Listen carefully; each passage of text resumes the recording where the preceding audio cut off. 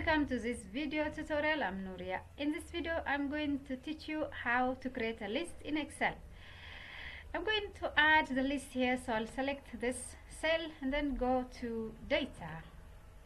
Here on data, click on validation, data validation.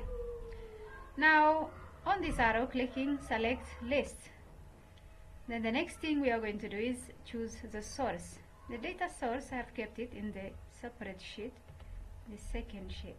So I'm going to select all of this and then enter this. Now after doing this, you can see this arrow has came showing all the options.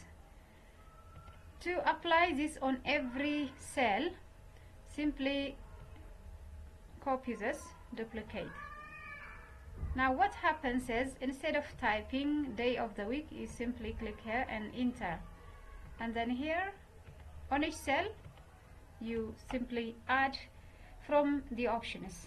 This has multiple benefits. For example, if you want to avoid typing error, you can limit data entry to selecting from option instead of typing.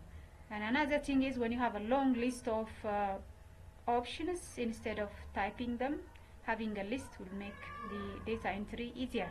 If you found this video tutorial helpful, for more click on subscribe, like and share. Thank you for watching.